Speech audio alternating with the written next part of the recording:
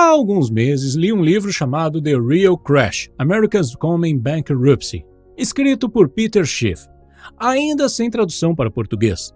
Este livro fala sobre a crise financeira que se aproxima e explica por que ela será muito maior do que a crise de 2008. Para mim, a parte mais interessante do livro foi o capítulo que Peter explica como investir para a crise, para se beneficiar ao máximo. No começo do capítulo, ele explica brevemente sua estratégia de investimento e fornece uma lista de países e setores nos quais você deve considerar investir. Neste vídeo, então, vamos focar em resumir apenas este capítulo. Mas antes de começarmos, é importante dizer algo sobre o autor.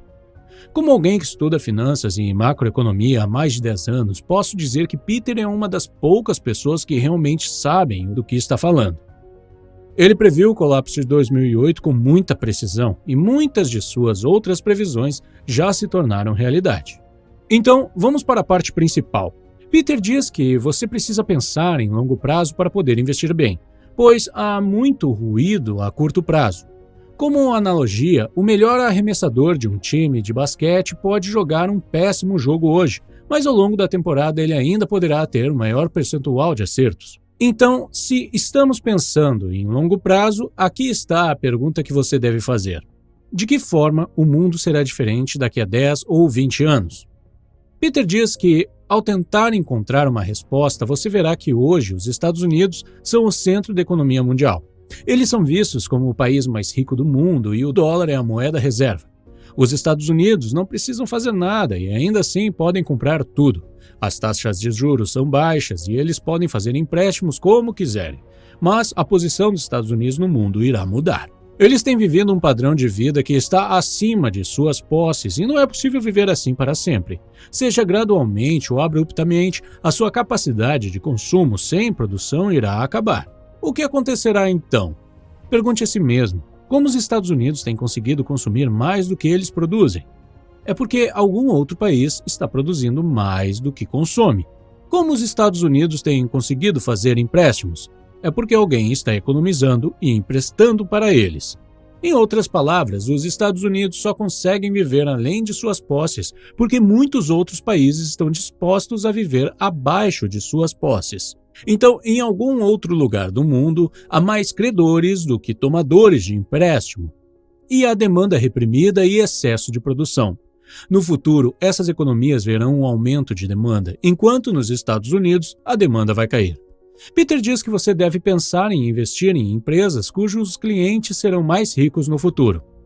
Você quer investir hoje onde as pessoas estão economizando e produzindo para que amanhã, quando elas estiverem prontas para gastar, você consiga receber uma parte desse dinheiro. O americano típico está afundando em dívidas. O asiático típico está flutuando em um mar de economias. Aqui está um exemplo. 90% dos carros da China são comprados à vista. 85% dos carros nos Estados Unidos são comprados com empréstimos.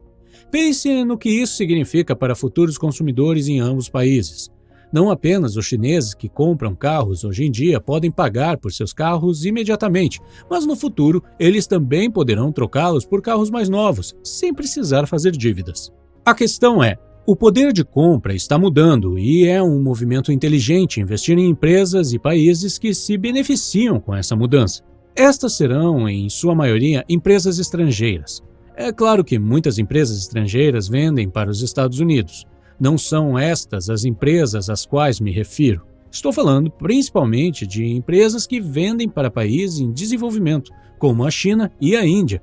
Se a China e a Índia passarem a gastar mais dinheiro, a demanda por matéria-prima irá crescer muito.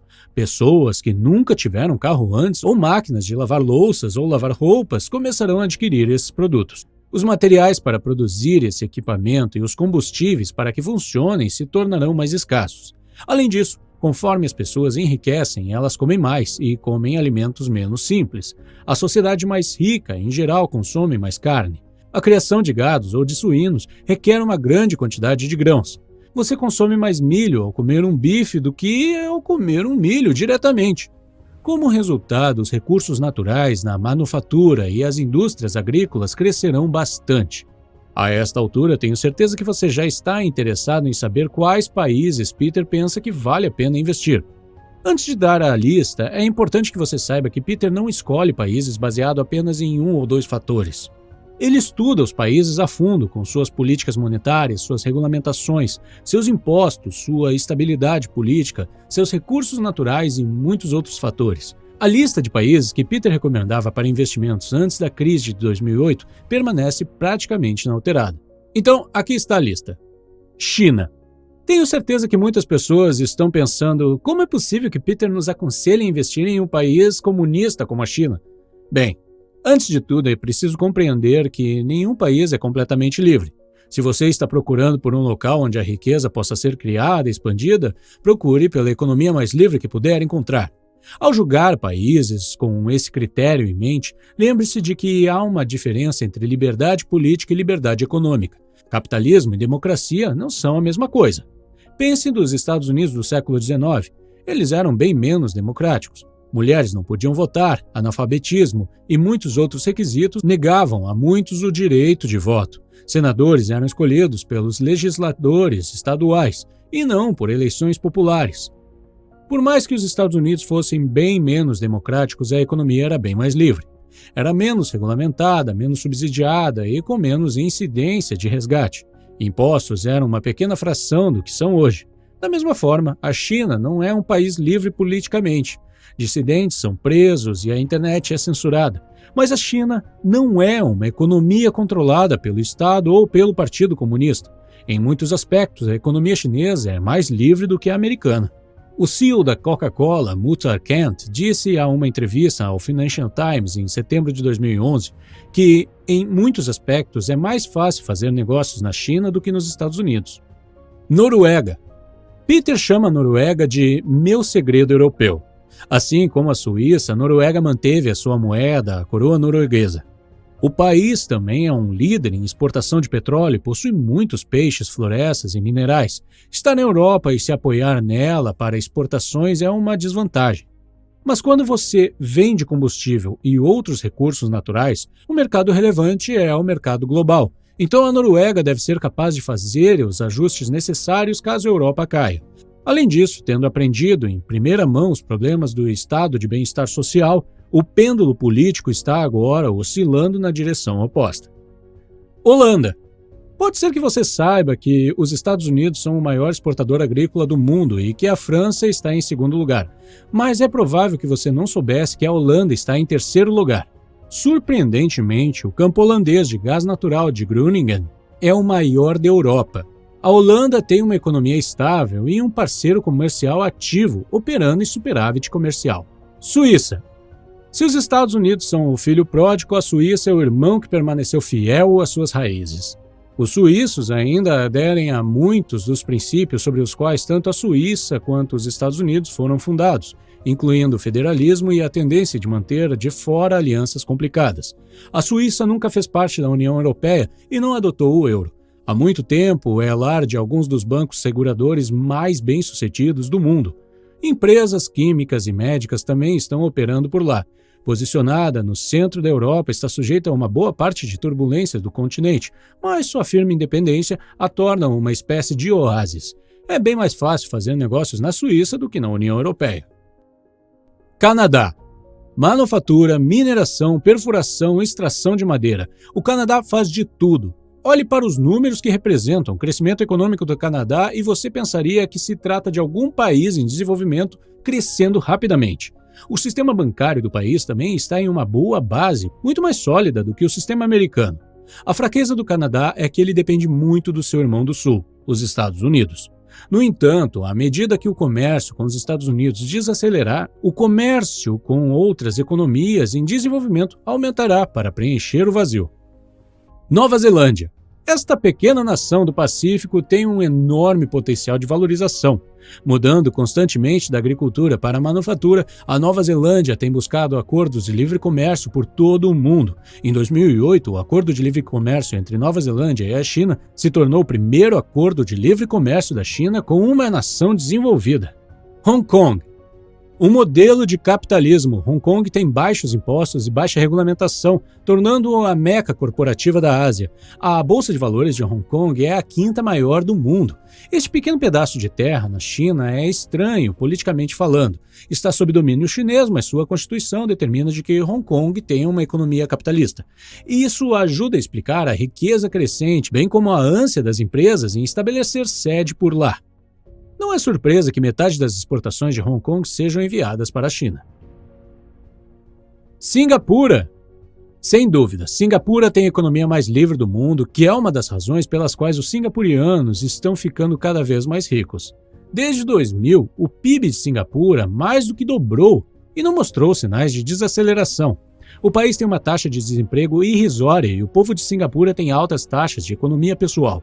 Mas Singapura é mais promissora não por causa da riqueza do seu povo, mas porque, assim como a Austrália, está vendendo para uma região em expansão. Austrália.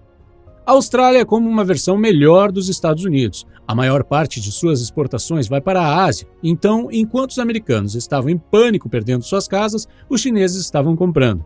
E a Austrália estava vendendo. O enorme suprimento de gás natural da Austrália é outro ponto crucial. O país não é tão sensível a impactos no preço do petróleo ou interrupções nos embarques de combustível. O governo forçou as agências governamentais a cortarem em 1,25% a 1,5% de seus custos operacionais, o que não é uma quantia enorme, mas a maioria dos países está se movendo na direção oposta. Agora pode ser que você diga, ok, esses países parecem bons para investir, mas como criar uma carteira de investimentos? O autor pensa que todas as carteiras de investimentos precisam ser equilibradas. Imagine um banquinho com 3 pernas de sustentação. Se uma estiver faltando, ele será totalmente instável. A estratégia de Peter é como um banquinho de 3 pernas sólidas. 1. Ações estrangeiras com pagamentos de dividendos de qualidade nos setores certos. 2. Liquidez e investimentos estáveis, como moedas e títulos estrangeiros. 3. Ouro e ações de mineradoras de ouro. Vamos falar primeiro sobre as ações com pagamento de dividendos de qualidade. O autor diz que a melhor razão para comprar ações não é simplesmente porque você acha que o valor delas vai subir. Isso é especulação, mas sim porque elas pagam dividendos. Ações que pagam dividendos são investimentos reais, porque você é pago para possuí-las. Mesmo que você não precise desta renda agora, os dividendos são ótimos porque você pode reinvesti-los. Isso faz sua carteira crescer mesmo que o preço das ações permaneça estável. E então, quando você se aposentar, você poderá começar a viver de dividendos, talvez sem nem mesmo ter que sacar o valor principal. O autor rejeita a estratégia de investimentos em ações que a maioria dos profissionais aconselha. Eles dizem, ei, você é jovem, invista em ações arriscadas e vendas mais tarde, quando o preço delas for maior. Se não houver dividendos, essa estratégia parece bastante com um esquema Ponzi.